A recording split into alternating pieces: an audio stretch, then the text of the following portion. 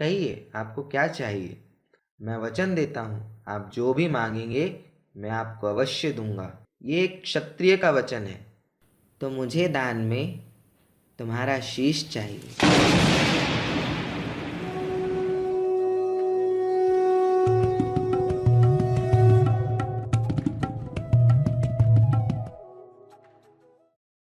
खाटू श्याम। हारे के सहारे जाने जाने वाले बलिया देव के पीछे एक बड़ी ही रोचक कथा है। कथा बर्बरीक की। बर्बरीक वीर घटोत्कच और महापराक्रमी मौरवी के पुत्र अपनी माँ की इच्छा पूर्ण करने की और अपने दादाओं की विजय की कामना से एक कठिन प्रण लेने वाला बर्बरीक। कठिन प्रण? ऐसा क्या प्रण लिया था बर्बरीक ने? आइए जानते हैं।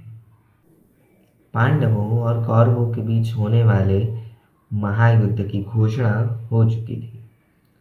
देश देश के राजा, मित्र और संबंधी अपने मत के पक्ष के चयन कर रहे थे। इसी बीच बर्बरीक अपनी माँ से मिलने जाते हैं।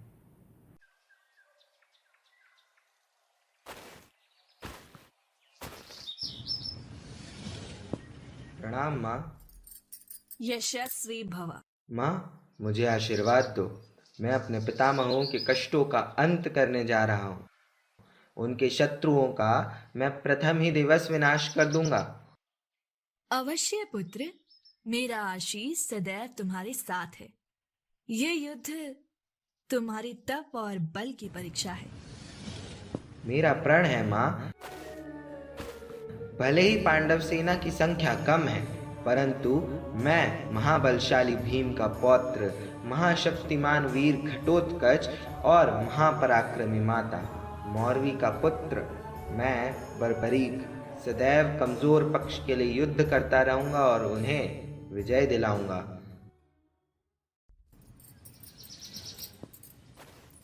सर्वोचित है पुत्र, परंतु पांडव सेना को कमजोर मत समझना।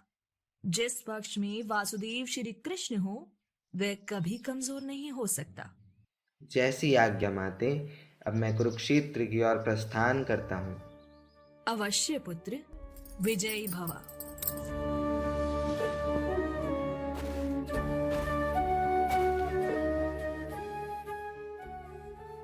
यह कठिन प्रण लिए बर्बरीक कुरुक्षेत्र की ओर चल पड़े। कथाओं के अनुसार बर्बरीक ने देवी की घोर तपस्या की थी और उसी तपस्या के प्रतिफल रूप में बर्बरीक को देवी ने 3 अमोघ बाण और एक धनुष प्रदान किया था। और इसके सिवा कई और शक्तियां भी बर्बरीक ने प्राप्त की थी। और बर्बरीक में स्वाभाविक रूप में बल और वीरता की कमी भी नहीं थी। परंतु श्री कृष्ण की चिंता का कारण तो कुछ और ही था। बर्बरीक के प्रस्थान का ज्ञान श्री कृष्ण को पहले ही हो चुका था और श्री कृष्ण भी युद्ध क्षेत्र से कुछ पहले ही बर्बरीक से मिलने चले गए। पर ये क्या, श्री कृष्ण ने एक ब्राह्मण का वेश बनाया है। पर क्यों? श्री कृष्ण वहीं एक वृक्ष की छाया में बैठ गए।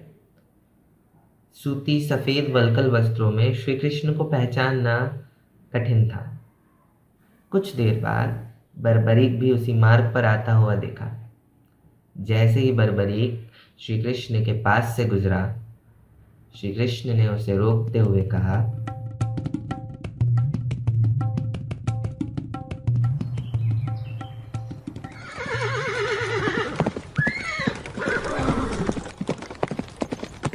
अरे अरे वीर, इतनी शीघ्रता में कहाँ चले जा रहे हो कि इस ब्राह्मण पर भी तुम्हारी दृष्टि नहीं जाती? क्षमा कीजिएगा विप्रवर, मेरी आपका अपमान करने की मंशा नहीं थी। कृपया मेरा प्रणाम स्वीकार करें। यशस्वी भव वत्स, परंतु ये तो बताओ कि तुम इतनी शीघ्रता में कहाँ जा रहे थे? विप्रदेव, मैं कुरुक्षेत्र के युद्ध में वीर पांडवों को विजय दिलाने जा रहा हूँ। अच्छा, परंतु तुम्हारे अस्त्र शस्त्र कहाँ है योद्धा? क्या इन्हीं 3 तीरों से पांडवों को विजयी बनाओगे? सावधान विप्रवर, ये कोई साधारण तीर नहीं है, साक्षात भगवती कामाख्या के आशीर्वाद है। युद्ध में तो एक ही बाण शत्रुओं के विनाश के लिए पर्याप्त है। शांत वीर पुरुष, ठीक है, किंतु ये कैसे संभव है? यदि आपको मेरी वाणी पर शंका है तो परीक्षा ले लें। उचित है। यदि तुम सत्य कहते हो तो क्या तुम इस वृक्ष के प्रत्येक पत्ते को इस बाण से भेद सकते हो? अवश्य विप्रवर।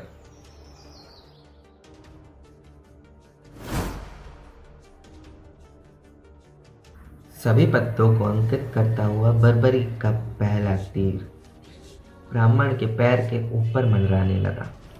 विप्रदेव के पूछने पर बर्बरीक ने कहा कि शायद एक पत्ता उनके पैर के नीचे भी है, इसीलिए वह तीर उनके पैर के ऊपर भौरे की तरह मंडरा रहा है और उनसे पैर उठाने की प्रार्थना की।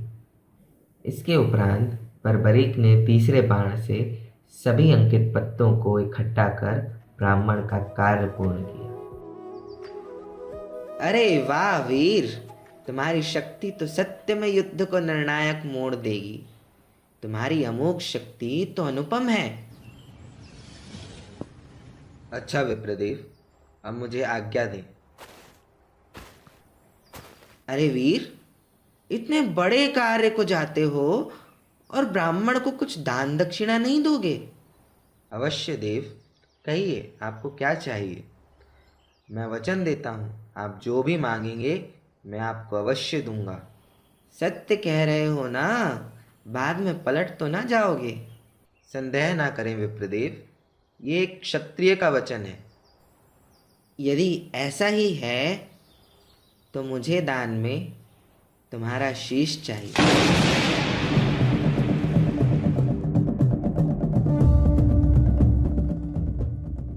ब्राह्मण की ऐसी इच्छा जान बर्बरीक को पहले क्षण तो एक झटका सा लगा, परंतु अगले ही क्षण बर्बरीक यह समझ गया कि यह कोई साधारण मनुष्य नहीं है। बर्बरीक की प्रार्थना करने पर श्री कृष्ण ने अपनी वास्तविकता प्रकट की। श्री कृष्ण को अपने समक्ष जान बर्बरीक भाव विभोर हो गया और उन्हें प्रणाम करने लगा। और उसके उपरांत बर्बरीक ने श्री कृष्ण से उनकी इस लीला का कारण पूछा। तब श्री कृष्ण कहते हैं, बर्बरीक, तुम वीर हो, महाबली हो, परंतु तुमसे प्रतिज्ञा करने में एक चूक हो गई। तुमने प्रतिज्ञा कर ली कि जो भी हारने वाला पक्ष होगा तुम सदैव उसकी ओर से युद्ध करोगे, किंतु इस प्रकार तो सारा युद्ध ही निरर्थक रह जाएगा, क्योंकि जिस भी पक्ष में तुम रहोगे वह विजयी होने लगेगा और अंततः तुम्हें दूसरे पक्ष का हिस्सा बनना पड़ेगा और इस प्रकार युद्ध के अंत तक तो केवल तुम ही रह जाओगे। और इसका दूसरा पहलू तो देखो, तुम ये कैसे भूल गए कि पांडव के साथ मैं हूं। तुम ही कहो, जिस पक्ष में स्वयं मैं हूं वह कभी कमजोर हो सकता है क्या? और इस प्रकार तुम्हें अपनी प्रतिज्ञा के अनुसार अपने पिता और अपने दादाओं के विरुद्ध ही युद्ध लड़ना पड़ेगा। यही कारण है वत्स कि मैंने तुमसे तुम्हारा शीश मांगा। मुझे क्षमा कीजिएगा प्रभु। अच्छा ही हुआ, युद्ध के पूर्व ही आपने मेरे इस अनर्थकारी प्रण का तोड़ निकाल लिया। आपको दिए वचनानुसार प्रभु, मेरा शीश आपको भेंट है, इसे स्वीकार कीजिए।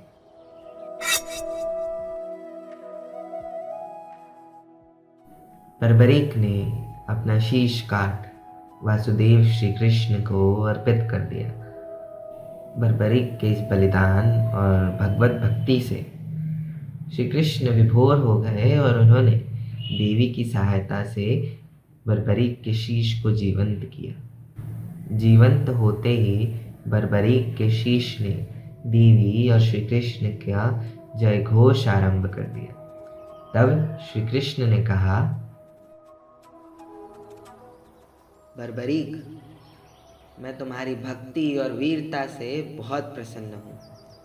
मैं तुम्हें वरदान देता हूँ कि कलयुग में तुम मेरे नाम से जाने जाओगे और अपने भक्तों के कष्ट दूर करोगे।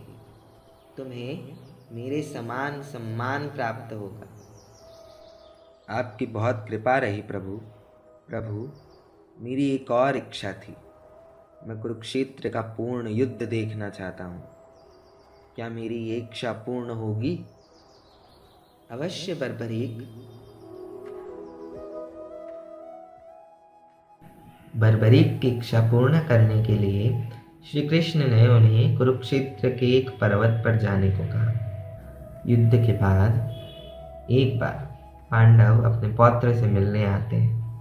इसके बाद श्री कृष्ण बर्बरीक के शीश को एक कुंड में समाधिस्थ कर देते हैं, जहाँ आज वर्तमान समय में खाटू श्याम का दिव्य दरबार है, जहाँ बर्बरीक, खाटू श्याम, श्याम बाबा, बलिया देव आदि विभिन्न रूपों में अपनी प्रतिज्ञा पूर्ण कर रहे हैं, हारते हुए का साथ देकर उसे विजयी बना रहे हैं। लेकिन बर्बरीक के बारे में हमारे पुराण क्या कहते हैं? Wait for part 2। Written and created by Dipesh Sahu. A special thanks to Garima Taneja as Morvi aka Barbaric ki Mata. The music is taken from Harmonium and Iftikharul Aman. All the details are available in the description.